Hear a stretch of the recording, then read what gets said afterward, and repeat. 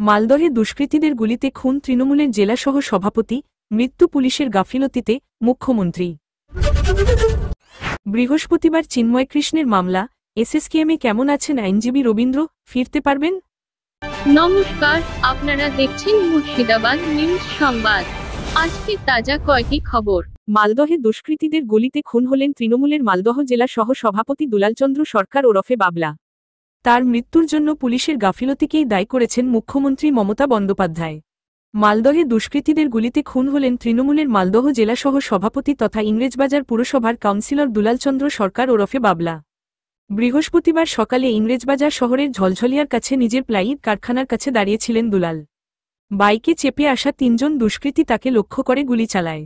একটি গুলি লাগে মাথার কাছে। সংকটজনক অবস্থায় তাকে মালদহ মেডিকেল কলেজে ভর্তি করানো হয়।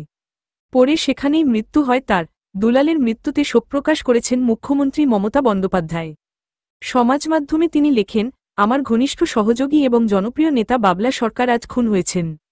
একই সঙ্গে মুখ্যমন্ত্রী লেখেন, তৃণমূলের গোড়ার দিন থেকে উনি, বাবলা এবং তার স্ত্রী চৈতালি সরকার দলের জন্য কঠোর পরিশ্রম করেছেন। বাবলা কাউন্সিলর হিসাবেও নির্বাচিত হয়েছেন। এই ঘটনার কথা জেনে আমি দুঃখিত এবং হতবাক। অপরাধীদের দ্রুততার সঙ্গে ধরা উচিত। পরে নবান্নে প্রশাসনিক বৈঠকের শুরুতেই দুলালকে খুনের প্রসঙ্গ তোলেন মুখ্যমন্ত্রী। বলেন, আমার পরিচিত সহযোদ্ধা, দীর্ঘদিন আমার সঙ্গে কাজ করছে, বাবলা সরকার আজ খুন হয়েছে। তারপরেই পুলিশের বিরুদ্ধে তোপ দেগে মুখ্যমন্ত্রী তথা পুলিশমন্ত্রী বলেন, অবশ্যই পুলিশের গাফিলতিতে খুন হয়েছে। ওর উপর আগেও আক্রমণ করা হয়েছিল, আগে নিরাপত্তা পেত, পরে সেটা তুলে নেওয়া হয়। রাজ্যের দুই মন্ত্রী ফিরহাদ হাকিম এবং সাবিনা ইয়াসমিনকে মালদহে যাওয়ার নির্দেশ দেন মুখ্যমন্ত্রী। সিসি ক্যামেরার একটি ফুটেজ দেখা যাচ্ছে, প্লাইউডের কারখানার বাইরে থাকা কয়েকজন দুষ্কৃতী তাড়া করছে দুলালকে। দুলাল দৌড়ে কারখানায় ঢুকতেই পরপর গুলি চালিয়ে পালিয়ে যাচ্ছে তারা। বাংলাদেশে চিন্ময় কৃষ্ণের হয়ে মামলা লড়ছেন রবীন্দ্র। বৃহস্পতিবার তার জামিনের মামলার শুনানি রয়েছে চট্টগ্রামে। তার আগে বুধবার দেশে ফেরার কথা ছিল রবীন্দ্রের, কিন্তু তিনি অসুস্থ।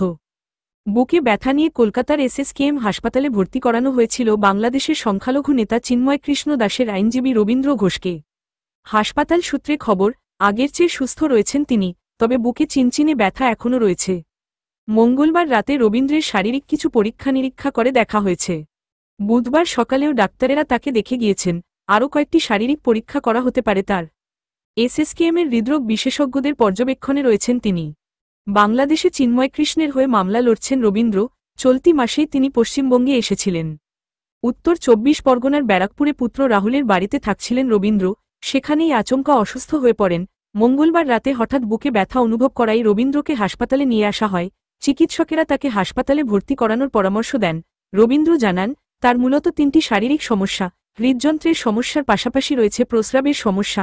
এছাড়া পুরনো অস্ত্রোপচার সংক্রান্ত কিছু সমস্যাও রয়েছে বাংলাদেশের বর্ষিয়ান এই আইনজীবীর। বাংলাদেশে রাষ্ট্রদ্রোহের অভিযোগে গ্রেফতার করা হয়েছে ইসকনের প্রাক্তন সদস্য তথা সম্মিলিত সনাতনী জাগরণ জোটের মুখপাত্র চিন্ময় কৃষ্ণকে। তার জামিনের আবেদন খারিজ করে দিয়েছে চট্টগ্রামের আদালত। নিজের পক্ষে লড়ার জন্য প্রথমে কোনো আইনজীবীও পাননি এই সংখ্যালঘু নেতা। আগামী বৃহস্পতিবার ২রা জানুয়ারি তার জামিনের মামলার শুনানি রয়েছে চট্টগ্রামে।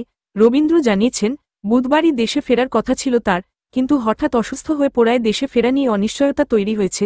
তার কথায়, মামলা নিয়ে চিন্তায় আছি।